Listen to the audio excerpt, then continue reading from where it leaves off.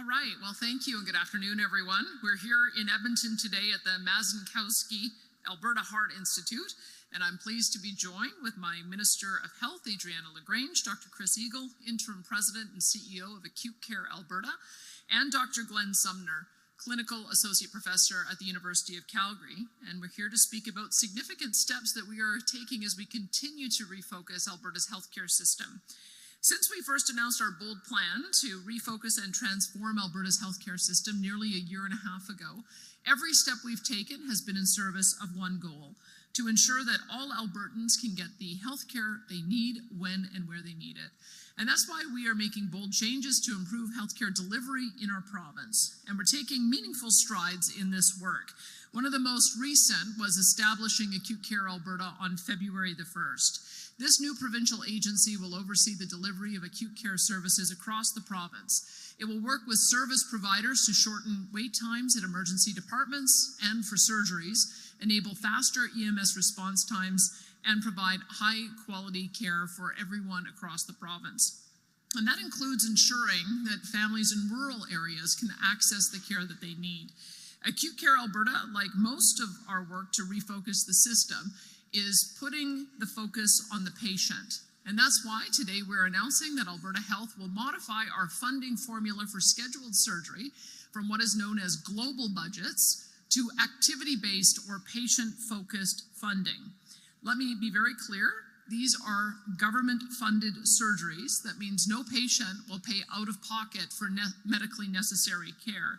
And what it does mean is that funding will soon follow patients to drive more high-quality surgery for Albertans at lower costs. To show you how this is going to work, we have a brief video to show you. It'll be about 5 minutes, and then we'll come back up. We've always done it this way. When it comes to your healthcare, that excuse keeps patients waiting, doctors frustrated, and costs skyrocketing. It's one of my biggest frustrations when it comes to our efforts to lower surgical wait times in Alberta. Yes, Alberta is moving forward. We're performing well over 10,000 more surgeries each year than we did in 2018-19, and that's good. But let's be honest, I know that's not good enough, and you know that's not good enough. No matter how much money we pour into the system, the improvements are too small, too slow, and too inconsistent, especially when it comes to surgery. The system isn't working, and I don't care that we've always done it this way. We need to make bold changes. We need to look at what top jurisdictions are doing around the world and implement reforms to improve your care. Albertans deserve surgical wait times that don't just marginally improve, but meet the medically recommended wait times for every single patient, because our population is growing rapidly, and the needs of patients keeps growing with that. So the same old isn't going to cut it. Our front lines are doing everything they can, but the system is holding them back from making decisions that improve care. Our outdated system is driving away the very professionals we rely on. That's why today, I'm announcing that Alberta Health will modify our funding formula for scheduled surgery from global budgets to activity-based or patient-focused funding. That means funding will soon follow patients to drive more high-quality surgery for Albertans at lower costs. That's because we'll foster competition, so all medical centers, whether charter surgical facilities or hospitals, get rewarded for delivering results for patients. We will increase transparency, lower wait times, and attract more surgeons, just like we've seen in Europe and Australia who use this model. Allow me to explain. Right now, under global budgeting, our system works like this. The government generates revenue from taxpayers. Always important to remember, this money is yours, not the government's. Then via the provincial budget, Alberta Health receives billions of dollars and gives that money to Alberta Health Services to manage it. AHS then distributes a pot of money to all the various hospitals and publicly funded facilities based on expected outcomes. The problem here is hospitals miss their targets, and there's no accountability because they've already got the pot of money. In fact, hospitals will often stall on surgical procedures so they can use their global funding in another way. So even if a hospital promised to perform 300 surgeries, they may only deliver 100 with no accountability for administration. That is wrong. Global budgeting also limits our ability to leverage charter surgical facilities who can do routine procedures much faster and can often adopt new techniques faster than hospitals. There's no magic with these independent surgical facilities. They are groups of doctors who put up capital to build a facility and then perform simple, high-demand, scheduled surgeries paid for by public funds. Since they are smaller, collaborative local teams who do the same surgeries every day, they get incredibly good at simple hip, knee, eye, and other procedures, often performing 2 to 3 times more surgeries in the same block of surgical time as at a public hospital. We need to use them more to ensure cost certainty, but also because handling routine surgeries independently frees up capacity in our hospitals for more complex surgeries. The charter surgical facilities also help attract more surgeons to Alberta because they create more operating room space. Surgeons can perform more surgeries and then get paid more. These doctors often also work in our hospitals, so it's a win-win across the system. But the old top-down approach offers no incentive to do more for patients and limits our ability to direct dollars where they can get the best results. While the global budgeting model will still be used for small rural facilities and general admission and emergencies, it is not working for surgery in most of our busy hospitals where efficiency is a must. Here's the reality with global budgeting. There's no incentives to increase volume, no accountability, no cost predictability for taxpayers. The result? Long wait lists for scheduled procedures like we've seen across Canada. That's why we're switching to activity-based funding or patient-focused funding for surgery. First introduced in 1980 by Yale University's Dr. Robert Fetter, this model has been widely adopted in the US, Europe, and Australia. It's a simple 3-step process. 1. Turn common surgeries like knee, hip, back, eye, and other procedures into a product with clear fixed pricing. The pricing will change slightly depending on complexity and aftercare needs. 2. Facilities compete to deliver surgeries for patients. 3. Each facility is paid based on the number of surgeries performed. That's it. It's pay for results rather than black boxes of money with no incentive to improve. Australia is the gold standard for activity-based funding and has a similar system to us in Canada. They introduced activity-based funding in 1993 for surgery, and Australians saw a 57.3% decrease in wait times for urgent and semi-urgent surgery within 1 year. Other countries have seen outstanding results as well. That's because it's a bottom-up approach, rather than top-down, that incentivizes volume because funding is only delivered when the service is provided. Facility administration has to be accountable to deliver results and is motivated to use resources efficiently, or their funding dries up. If hospitals have idle operating room time, they will have to be creative, or they won't get funding. For example, if the hospital becomes more efficient with their scheduling and staffing to perform more services, great, they receive more funding. If they can't do it, administrators could rent idle operating room space to a group of doctors to increase funding. Or maybe charter surgical facilities can deliver more surgery. Then they get more funding. Either way, money follows patients, and every provider is motivated to increase volume by fostering competition. It's also more cost predictive for taxpayers with accountability for hospital managers and all providers. Of course, every surgery must meet the highest standards. And that's exactly what Acute Care Alberta will do through dedicated oversight. In fact, our experience, especially with charter surgical facilities, shows that care is very high quality. These teams perform routine surgeries daily, allowing them to perfect their craft and quickly adopt the latest research and techniques for faster, better outcomes. To review, with activity-based funding, there is built-in incentives to increase volume with high quality, cost predictability for taxpayers, accountability for all providers. Where this has been tried, the result is lower surgical wait times and higher quality care. Don't get me wrong, this change will be difficult, as is any change in a large system. But I will not sit around and not make change because of ideology or the way we've always done it. You deserve better. You deserve your surgery within medically approved times. Alberta will lead the way and get it done. Thanks for watching, and please share this video.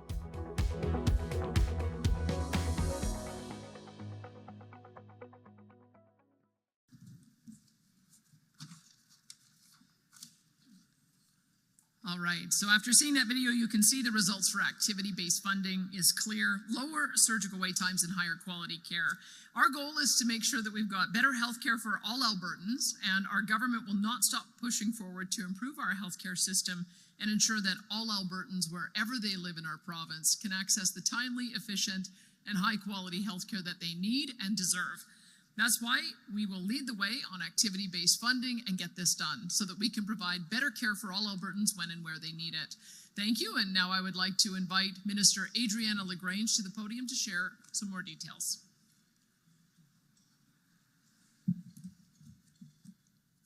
Thank you, Premier, and good morning, everyone. Good afternoon, I guess. As Premier Smith mentioned, I'm here to talk about the next steps in moving Alberta not just to a refocused, but to a reformed healthcare system. When I became the Minister of Health nearly 2 years ago, my mandate from day one was to ensure that Albertans have improved access to world-class healthcare when and where they need it. I was charged with being creative and responsive to the concerns of Albertans, as well as being willing to reform the management and structure of Alberta Health Services. Refocusing the healthcare system is not only about giving people the best care where and when they need it, but also about creating a reformed system that delivers the very best for every dollar we spend and ensuring it's done in a transparent manner. Every year, the cost of healthcare continues to rise. Our population is growing, and we are welcoming to Alberta newcomers from all over the country and the world to start building their families' legacies. But with a larger population and an aging population comes increasing pressures on essentials like our healthcare system and an increasing breadth and complexity of healthcare needs. We need to look at new and innovative ways to allocate funds to different parts of the healthcare system and get the best value for taxpayer dollars. It's about having a healthcare system that is accountable, not just to the Government of Alberta or the Ministry of Health, but to every Albertan. Right now, that's just not the case. Currently, any non-physician services provided by hospitals, including surgeries and emergency room care, are paid for from a global budget. That is, a single source of overall funding that is provided to Alberta Health Services every year. This results in a system that often lurches from funding crisis to funding crisis, requiring more money with very little data to back up the request, and has very little incentive to increase efficiency or improve spending transparency. I have no doubt about the excellent quality and skill of the care that Albertans receive from our healthcare system. In fact, it's second to none, which is why it's so disappointing that this world-class care is not backed up by an organization that is efficient and dedicated to best practices in all areas. This is why, starting today, we are beginning the work to change how acute care funding is funded in Alberta. Patient-focused funding, or PFF, pays hospitals for the services and care they provide, including surgeries. It's often described as the money follows the patient. The patient-focused funding model provides funding per patient, so every treatment, procedure, and element of a patient care need, from the care hours required to the smallest bandage, is fully funded. Patient-focused funding takes into account the full cost of patients' care, including indirect costs like overhead and capital expenditures.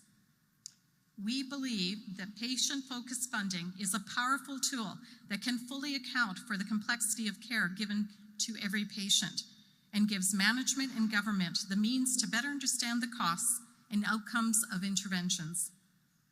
The Canada Institute for Health Information, or CIHI, has stated that patient-focused funding, also known as activity-based funding, can increase efficiency and resources, improve transparency of healthcare spending, improve access to care, increase equity in funding among health organizations, and provide better accountability in healthcare spending.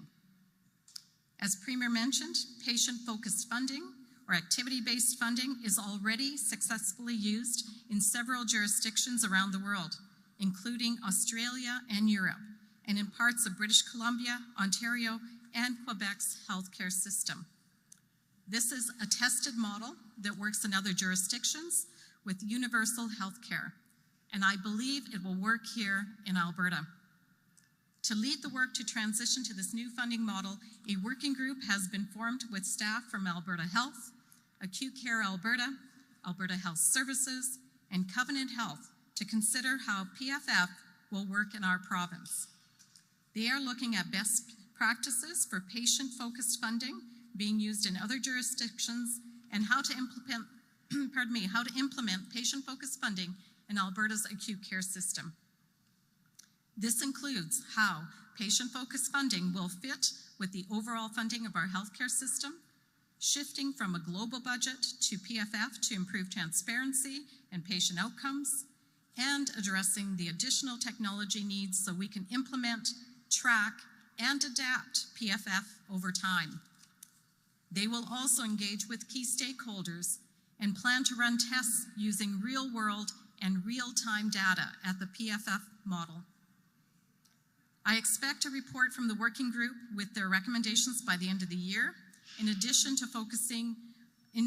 a focused piloting of this actual PFF funding this year. So in 2026, we will begin implementing patient-focused funding for select procedures right across the system. I want to make it absolutely clear that this funding model works in all possible areas and scenarios. I want to be sure that it works in all possible areas and scenarios and in all parts of Alberta before we take it to the entire system. So we're really going to be careful about this. But I'm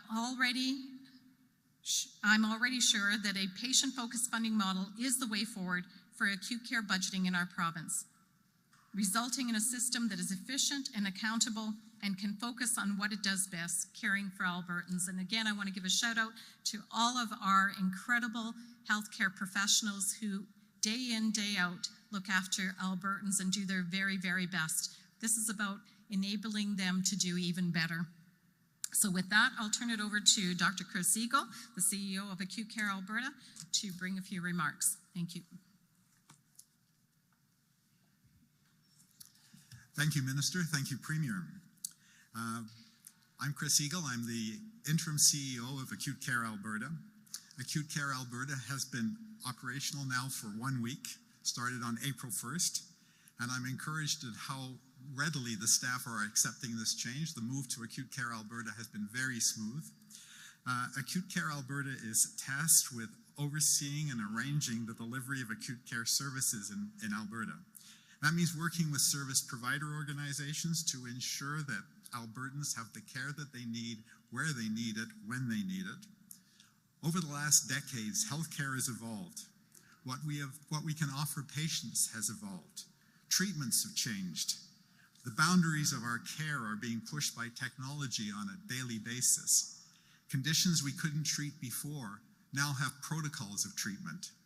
This is exciting and great news for patients, providers, because, let's face it, we all want better outcomes. But these improvements and advancements often come with increased cost.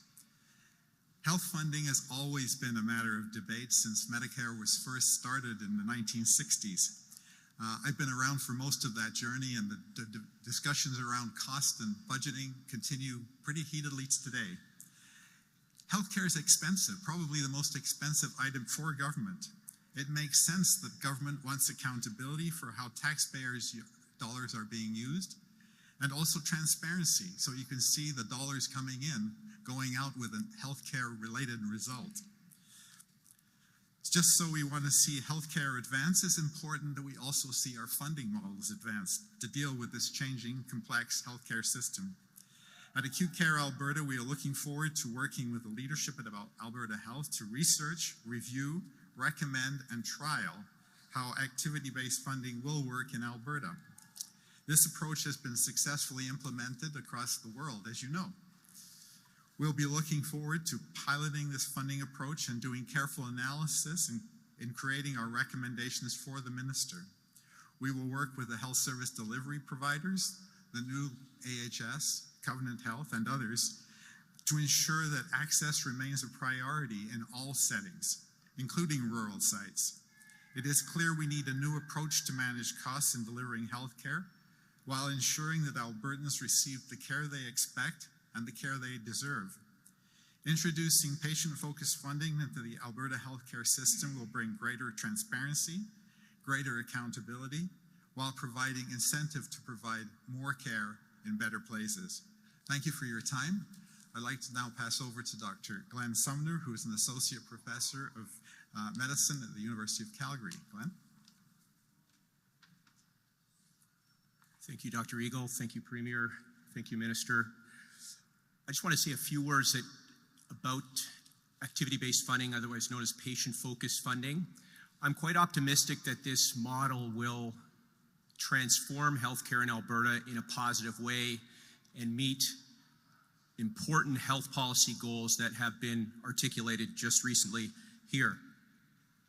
So I first want to briefly discuss how Alberta hospitals are financed right now. Currently, the dominant financing model is global budget. That means there's a fixed yearly budget to provide services for patients. And this does not always meet patients' need because patients' demand for hospital services exceeds the capacity of the hospital to provide those services. In fact, research shows just that the demand for surgical services exceeds the capacity of the hospital to provide them.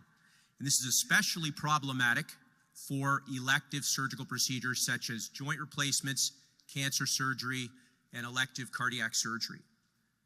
Patient-focused hospital financing, also known as activity-based funding, creates a specific relationship between the service of the hospital and the financing. So, in other words, the patient care is linked to the funding to the hospital, which is much different than now. So this means the hospital is reimbursed for a well-defined patient care episode and so must perform that specified service in order to receive the funding. Importantly, this creates a strong incentive for hospitals to provide their services in a timely way. This payment model's effect may be most impactful for surgical services. Because patient-focused hospital financing may lead to an increased volume, it is possible that this will reduce wait times. In addition, because the amount of funding is based upon the specific costs of each hospital service, efficiency and accountability in hospital management decisions will be encouraged. The payment model also reduces variation in care for a given hospital service, since each hospital must provide the service for the same price. Indirectly, this uniform price introduces an element of competition between hospitals in the province that provide similar services. And so the hospitals are then incentivized to provide the highest quality service at the lowest possible cost. So one example where patient-focused funding may work very well is elective surgeries, such as joint replacement. In this scenario, all of the hospital costs, including the human resources, the specialized equipment, and the joint prosthesis itself, are packaged together. In addition, the individual patient's risk is combined with these factors to create what's known as a price bundle. And other relevant hospital services may be bundled together in similar fashion, such that the output of the hospital services are now measurable, and they're delivered at the most efficient price for the taxpayer. In summary, patient-focused financing creates a payment structure for hospitals that addresses important health policy goals here in Alberta. These goals include a potential reduction in elective surgical wait times, improved efficiency and accountability for hospital managers, and a provision of the highest quality patient care at the lowest possible cost. Thank you.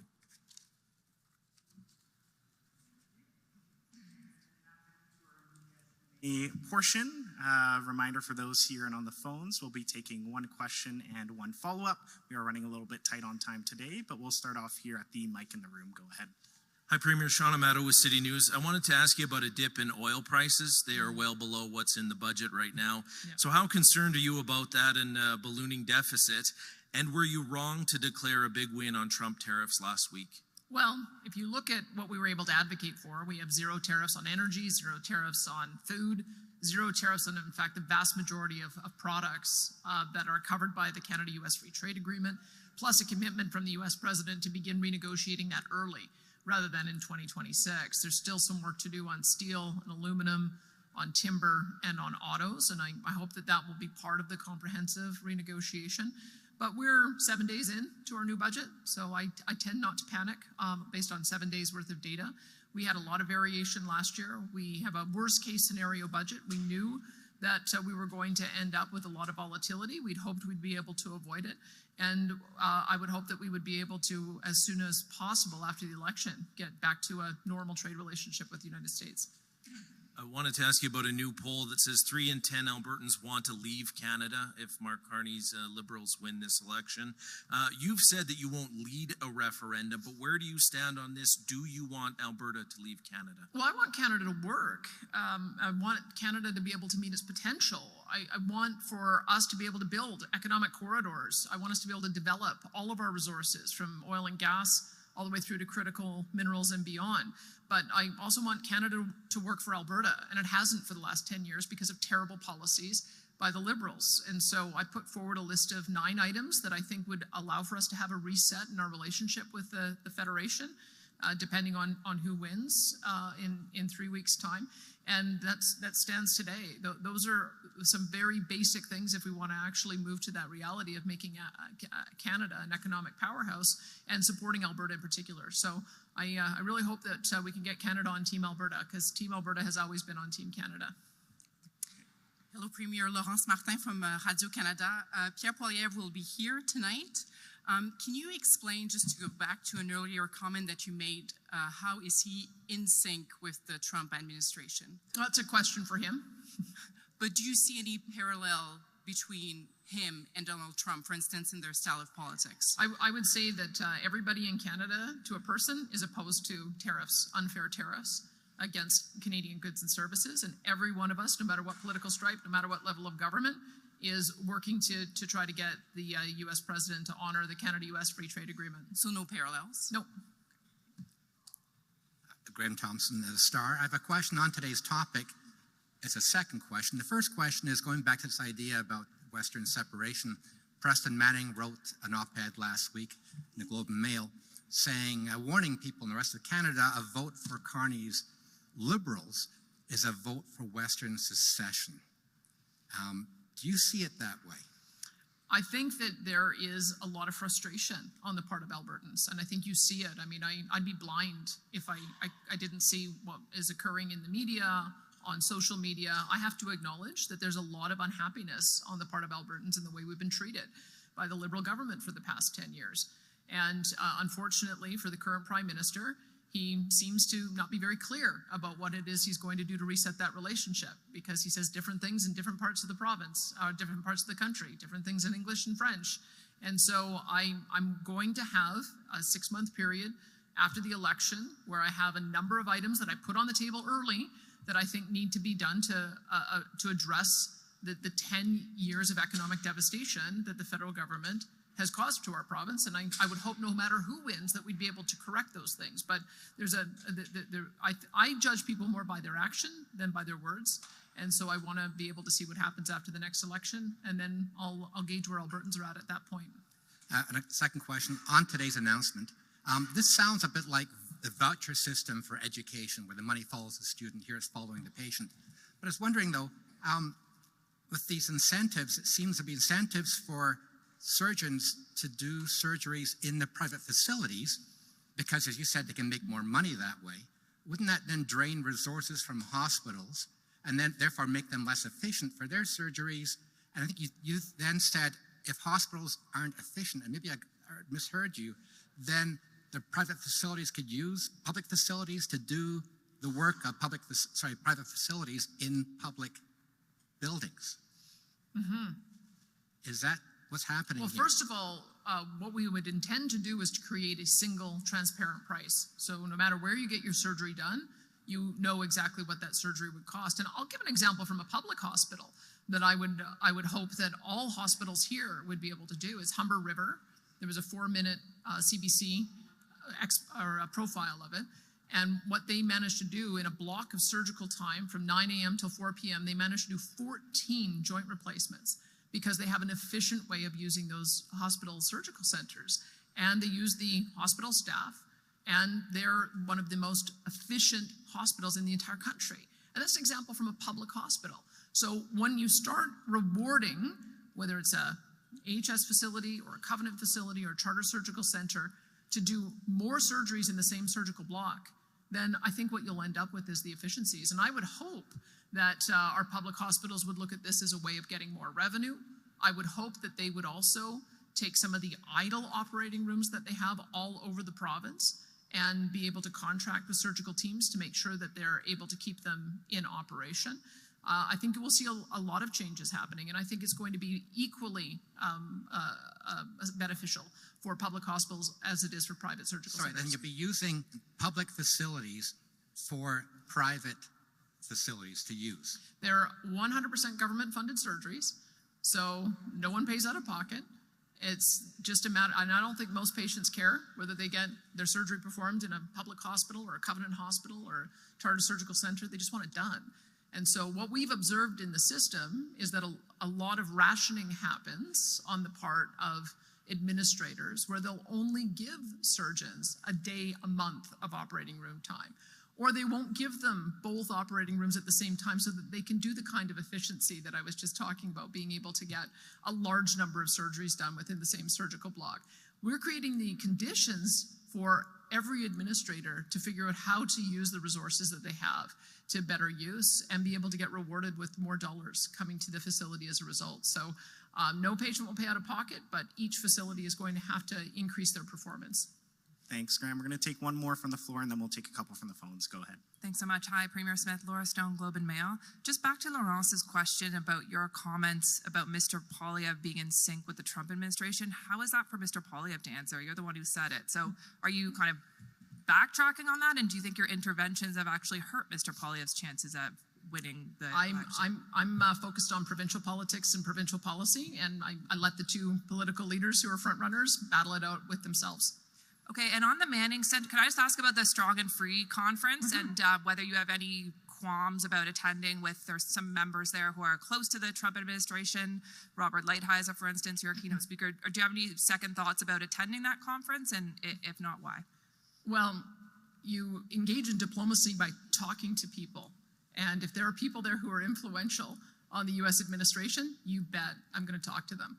I think that the former trade ambassador, having an understanding of what might lead to a breakthrough and getting us back to a constructive Canada-U.S. free trade agreement, sounds like a pretty good conversation to have. And so I go there.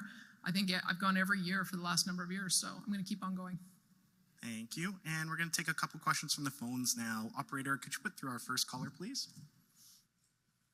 We have a question from Rick Bell from Post Media. Your line is open. Good afternoon, Premier and Minister, and of course to Dr. Eagle, who I've known for many, many years. How do you feel about being mocked by the Prime Minister of Canada and Liberal leaders, which he did, I believe, in Victoria, bringing your name up and the name of Premier Ford, but more so yourself, and making you the butt of jokes during the campaign? Well, I've noticed this with progressive men, how much they talk about how much they support women until they meet a strong conservative woman. And so this is a pretty consistent type of approach that I've seen, not only from the current Prime Minister, but the former one as well. And the attitude is, sit down and shut up. Well, I don't shut up. I make sure that Albertans know exactly how I feel about issues, and I'm going to continue advocating on behalf of my province, whether he likes it or not.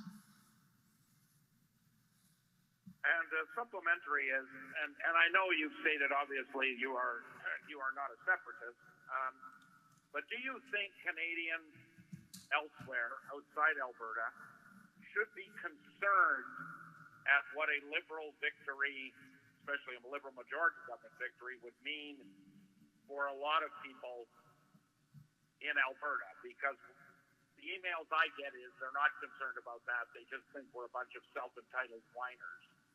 So and have written us off. So what are your thoughts about the fact that what should Canadians think at all about that national unity question? I put on the table 9 things that I know that the federal government needs to do to reset its relationship with Alberta, and many of those things are necessary to reset the relationship with all of the provinces. If you go across the country, it's difficult to get anything built, any type of critical infrastructure. It's difficult to get any type of mining operations approved. You have not just 1 or 2 year timelines, you've got 10-year timelines to get things built and taken to market.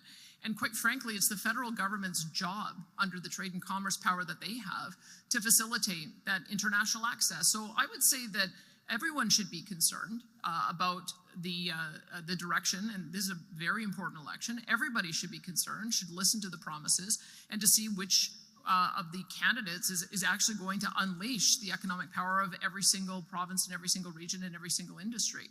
We just have had 10 years of experience with the Liberals, where they have done every possible thing they could to try to keep our oil and gas in the ground, or disincentivize investment, or chase away investment, or cancel investment. And I'm just here to say that ends, regardless of who becomes Prime Minister of Canada. And I think that as a measure of goodwill, addressing those 9 issues I put on the table would be a good start. So I'm going to judge it based on the actions of whoever happens to win on April the 28th. Thank you. And we're going to take one more question from the phones before we come back to the room. Operator, could you put through the next caller, please? Chris Farco from Calgary. The line is open. Hi, this is a question for the Premier. Premier, I know you said earlier that you're not going to panic based on just several days of low oil prices into a new fiscal year, but we've seen oil prices have plunged by more than $10 in the past week. And at the same time, we've seen stock market turbulence continue today. I guess I'm wondering, what steps will the government take, or how will you respond to this volatility if it continues? I would say that we're going to wait and see what happens after the election's over, see how quickly we can get into the Canada-US free trade agreement negotiations. In the meantime, I'll be doing a number of trade missions. I'm going to Ontario and Quebec to talk about how Alberta and Ontario and Quebec can do more business with each other. I'm going internationally to talk with to South Korea and Japan to see if we can open up new markets there. My trade minister was in Germany last week along with Scott Moe and François Legault. So every single premier is doing the same thing. Let's figure out how we can tear down trade barriers so we can trade more with each other to open up new markets, and how we can trade internationally in order to be able to offset any decline we might have in our relationship with the United States. I mean, that's necessary. It's kind of all of the above. If we can get restored relationship with the U.S., brand new markets, and trade more with each other, I think that will go a long way towards counteracting some of the damage that we're seeing. But if we're in the middle of what could be a global recession, there's nothing that I or any subnational government can do other than try to weather the storm. That's why we put forward a very realistic budget, expecting oil to average 68, expecting the differential to be $17, and making certain assumptions about what the value of the Canadian dollar would be. It was a pretty gloomy budget for good reason, and also some additional measures in there that demonstrate that we've got a contingency to be able to support our program spending. But when you look at counter tariffs, those dollars go to Ottawa. So every dollar in counter tariff that our businesses are paying is accumulating in a bank account in Ottawa. And so that is why I've told business that if they need assistance in being able to help weather or transition, then we'll be advocating on their behalf. But some of this is really just wait and see and plan for the worst. Just to follow up, I'm wondering if there is a recession, and we've already seen Alberta's jobless rate increase to 7.1% last month. Are there any plans where the government at this stage of the game, or that you're working on plans right now, to try and address the employment situation?